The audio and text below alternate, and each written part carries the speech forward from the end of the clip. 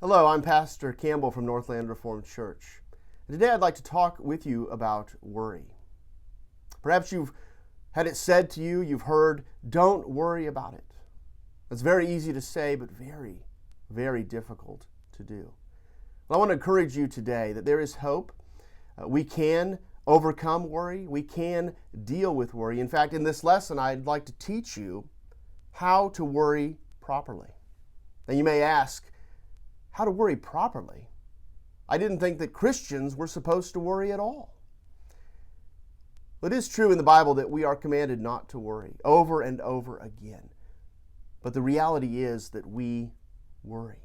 Anyone, including a Christian, who says that they do not worry is not being honest with you and is not being honest with themselves. We live in a world that is full of opportunity for worry. So we're not going to avoid worry, but we can learn to handle it properly. That's what Jesus teaches us to do in Matthew chapter 6, verse 34.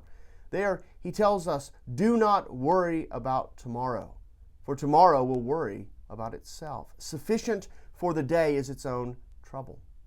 Jesus reveals two things to us in Matthew chapter 6, verse 34. The first thing he reveals is that there are things that we should never be concerned about. Do not worry about tomorrow. But second, he reveals that there are things that we ought to be concerned with. Sufficient for the day is its own trouble. He tells us not to worry about tomorrow, but he does not tell us not to be concerned about today.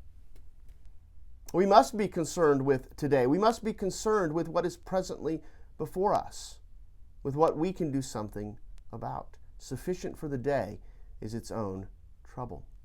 Now, the problem is that we often mix these two things up, don't we? We try to handle tomorrow's problems today, and when we handle or try to handle tomorrow's problems today, we end up becoming unable to effectively handle today's problems today, and we don't get anything done. And so we need to know the difference between things we shouldn't worry about and things we must be concerned about. But how can we know the difference? How can we avoid the one and yet be concerned about the other and focus on it? Well, a key to recognize how to do this is to understand there's a difference between worry and concern. Concern is a good thing. God has given us concern to help us. Picture a mother who's watching her child play outside, and she sees her child running toward a busy road. Now, she is rightly going to be concerned about her child. In fact, she may have all of the classic symptoms of a panic attack. Her heart will beat faster, her breathing will come more rapidly, her muscles will tense up. And when this happens, when this concern manifests itself, she will suddenly achieve superhuman power, and she will run out and she will grab her child and save her child from certain harm. That is proper concern. But worry is different. Worry is responding to a threat that you can do nothing about, either because that is completely outside your immediate reality. It is future. It doesn't exist. Imagine that same mother experiencing the same feeling of panic while her child was sitting on the couch watching television. It would be completely out of place. She would be worrying about a fictional problem. And so worry is focusing on something that is completely outside your immediate reality, something you can do nothing about, or it's because it is something that is outside your immediate control. Imagine that same mother worrying about her child while her child was 30 miles away at a relative's house. She's worrying about a problem that does not exist. Paul Tripp has a helpful diagram that I've modified a bit for our purposes, in which he details that there's an external circle, things we ought not to be concerned or worried about, and an internal circle, things we ought to be concerned about. We might call this the circle of worry and the circle of concern for our purposes. Now, the circle of worry, that red circle, is a circle that contains all of the problems that are either not happening right now or they're not your responsibility to deal with.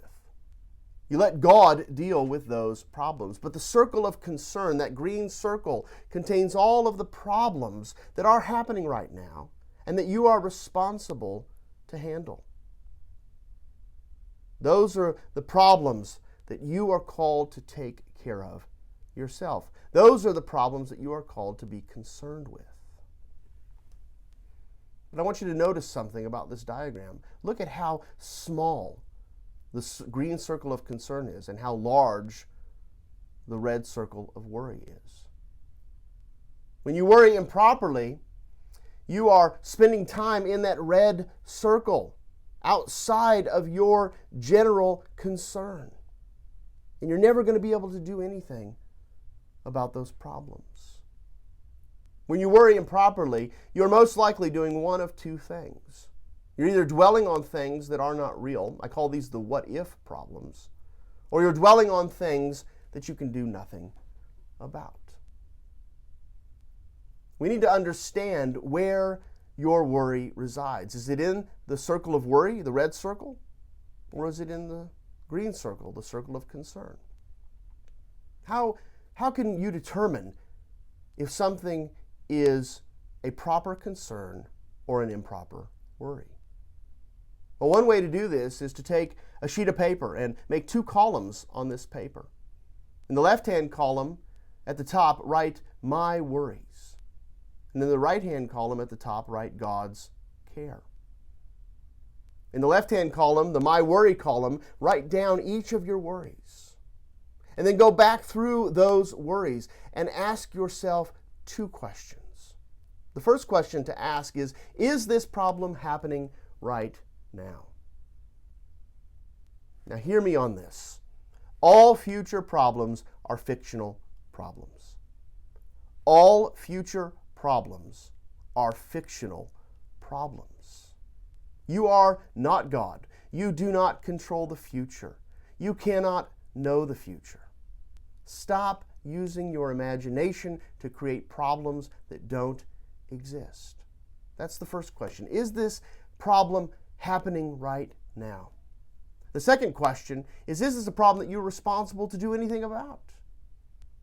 Now, men, I want to talk to you particularly here because we are problem solvers, aren't we?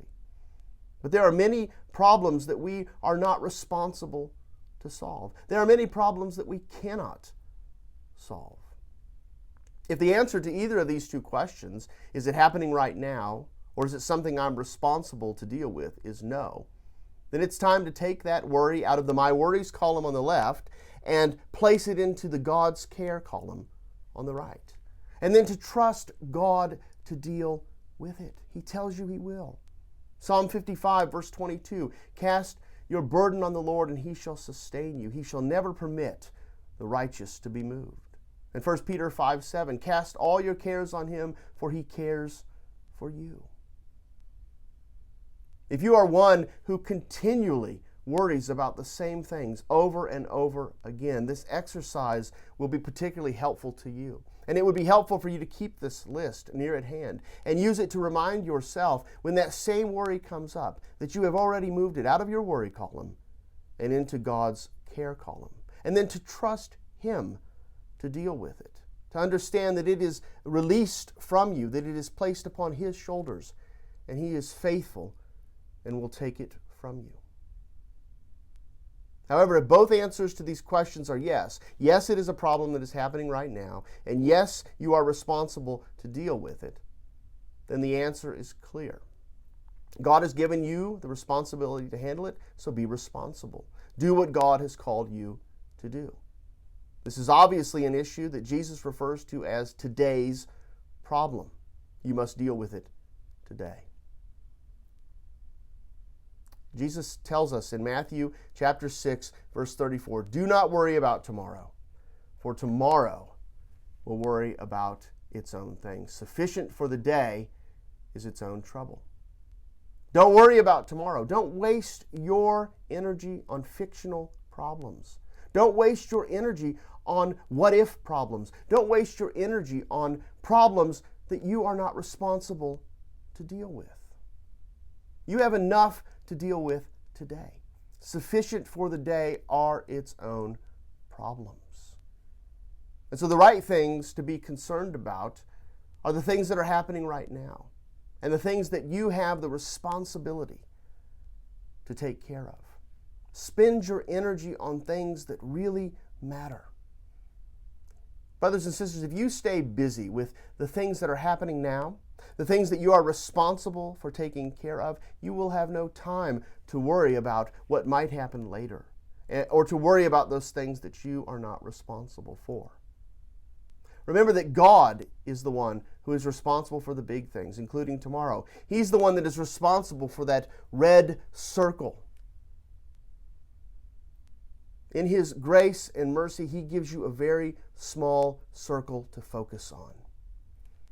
Worry is going outside your circle. Worry is trying to do God's job for Him. Stay in your circle. Focus on what you can do right now and leave the rest to Him. Amen.